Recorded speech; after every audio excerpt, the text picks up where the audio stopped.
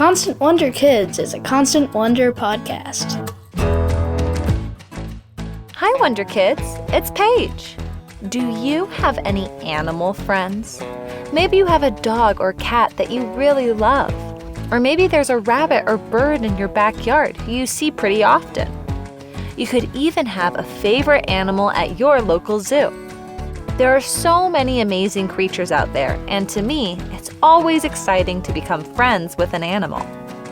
Today's guest has a very special animal friend. In fact, his animal friend is one of my favorite animals, a giant panda. Pandas are awesome, but they're also endangered, which means that there aren't very many of them left in the wild. Obviously, we want there to be plenty of pandas in the world, so humans are working to support panda populations. Today's guest is one of those human panda helpers, and I think he might have the best job ever. One thing that I think people are really surprised by is how smart pandas are. But a panda is, in my experience, smarter than most dogs I've ever met. They can pick up training really quickly. This is Jake Owens. He's a conservation biologist, which means that he helps endangered animals both out in the wild and in zoos. For 5 years, he lived in Sichuan province, China, where he worked closely with the beloved giant pandas at the Chengdu Research Center, also known as Panda Base. The researchers at Panda Base were really good at caring for baby pandas who were safe and healthy in captivity. Their next challenge was seeing if they could introduce those human-assisted pandas into the wild. For us at the Panda Base, we were really interested in repopulating really small populations in the wild that will likely go extinct unless we put new genetics and new individuals there. For any reintroduction program, one of the most important factors is how can you monitor them after they go out into the wild, because you don't know if they're successful or not if you can't monitor them. You don't know what challenges they might be facing, and especially where giant pandas live, it's really challenging. I mean, I've worked all over the world, and the most challenging habitat I've worked in was really dense bamboo habitats where pandas live. Even the GPS collars that are super expensive and they've got all this technology, if they get down into a valley, you can't find them. The signal doesn't get out. And so how do you track the challenges that they're facing, their health and all these things, if you can't actually go out there and get close to them? Keeping track of the pandas once they're out in the wild is quite the challenge. Luckily, the Panda Base researchers had an idea. The answer was, if we can get these pandas to really trust a few people and maintain that relationship over time, then they'd be able to take blood samples. We'd be able to change GPS collars or fix them if they needed, or make them larger when the panda grows. We'd also be able to make detailed observations up close. If the pandas knew and trusted the researchers, then the researchers could continue to help, even once the pandas were living in the wild. That's how Jake became one of the main caretakers of a little panda named Qian Qian. So Qian Qian, working with her was a real interesting challenge because, if I was in with her when she was a cub, she's 6 months old, and she was kind of playing with me, chewing on my hand or running around, if somebody else came up and touched me, or maybe another panda came up and tried to sit on me, she would then bite me hard, and she would bite that panda hard or go after that other person, because she was really determined, and she would get kind of possessive over this interaction.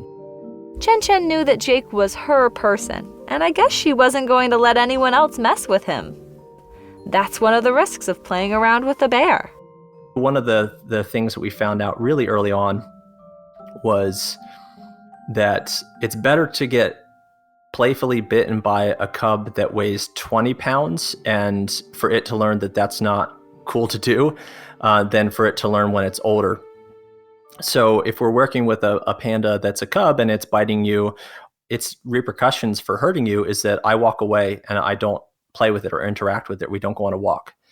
I basically discontinue the play. So if a cub comes up and it's biting you, the best thing you can do to teach it that that's not a good behavior is to walk away. Leave the enclosure until they calm down. You come in, you do that enough. And they really do get the hint that it's not good to bite you. In addition to training the pandas not to bite, Jake also had to teach Qian Qian special skills that would help them continue their relationship once she was out in the wild.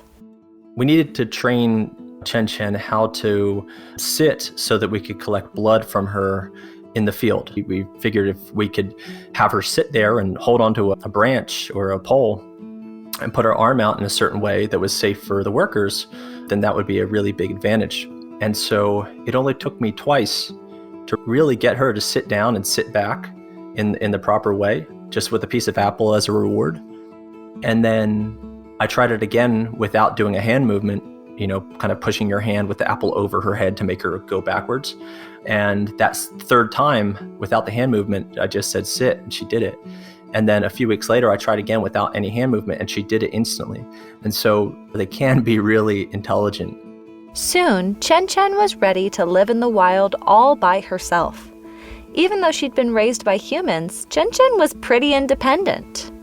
With Qian Qian, I would go out with a radio receiver, because she has a radio collar and GPS collar on, and I'd be able to find where she is in this really dense forest. And I would call to her. She would take a long time to come out of the forest. Once I stopped being a day-to-day worker, I started working in the office more, and I'd come out maybe once a month. It would take me 45 minutes for her to come out because she knew who I was, but it was something different and the circumstances were different. And so it would take a really long time to coax her out. And as soon as she was done, taking blood or changing GPS collar, she would run back into the forest. Even if Qian Qian was content living on her own, she still remembered her connection to Jake, and that allowed for the researchers to keep track of her life in the wild. One day, when Jake was visiting his home in the United States, he got a call from Xiaobi, one of the other researchers. Xiaobi said that Qian Qian was in trouble. He said she's injured and she's up a tree and we're not sure if she's still alive. And it really obviously hit hard on all of us. But I just told him, until you confirm anything, don't lose hope. As Jake raced to get on a plane and travel back to the panda base, Xiaobi and the other researchers found Qian Qian and tried to figure out what was going on. The local field guys were saying, oh, she's dead. She had sustained injuries and she went up a tree and she wasn't moving. And so they just thought that she was dead because she wasn't moving. She was like 70 feet up. And so they built a little ladder out of sticks, branches that they found, and they tied a rope around Xiaobi's waist and looped it around a branch, and he climbed up. He's deathly afraid of heights. And he climbs up this tree and goes up, and she opens her eyes. Thank goodness Qian Qian was alive. Or she had a cut on her finger and a cut kind of on her cheek and on her back. And she'd been up the tree for several days, so she wasn't really getting the nutrients as she needed. So Xiaobi went up and brought, bowls of water with some honey for energy and some medicine for antibiotics and electrolytes up and gave that to her. Soon Jake arrived at the scene, and he and Xiaobi worked together to help Qian Qian. Xiaobi and I, with a handful of local reserve workers and some other panda base workers, stayed out there until she recovered enough that we could bring her back. She slowly recovered while we were out there, and it got to the point where she was down on the ground. She had enough help that our vets were confident that she would be okay. And so we brought her back to the enclosure, and she healed up over the next few weeks and has been doing great ever since. The panda researchers were able to save Qian Qian. She made it through, and I really do credit the fact that we had a relationship with her, the fact that we were able to give her medicine and get her to come out of the tree on her own just by talking with her. That was really, I think, essential to rescuing her. Today, Qian Qian is living in a panda sanctuary where she gets to enjoy her own independence while also being close to human helpers. Jake says that one day she might go back to living in the wild. She's healthy, she's super smart. I personally think that she's got a much better set of experiences that'll help her if she's able to go out into the wild. And I personally hope for her and for giant panda population as a whole that she'll be able to go out into Daxingling and that the project will continue and contribute to the wider effort by a lot of other organizations to save giant pandas. Jake's personal relationship with Qian Qian not only saved her life, but it also paved the way for other pandas to go through the same process. Jake's life was filled with wonder as he worked up close with Qian Qian and other giant pandas. I've seen some of the most amazing things, and I've been able to work with giant pandas, and it's just amazing. My life's been absolutely fantastic. Jake and Qian Qian teach us that our friendships with animals can really matter.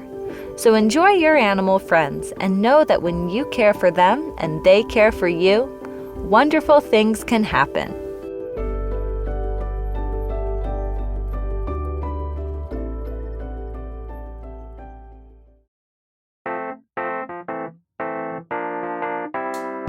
Qian Qian, the panda bear, had human friends and lots of care. When she got hurt, they were there to help. Now she's climbing around all by herself.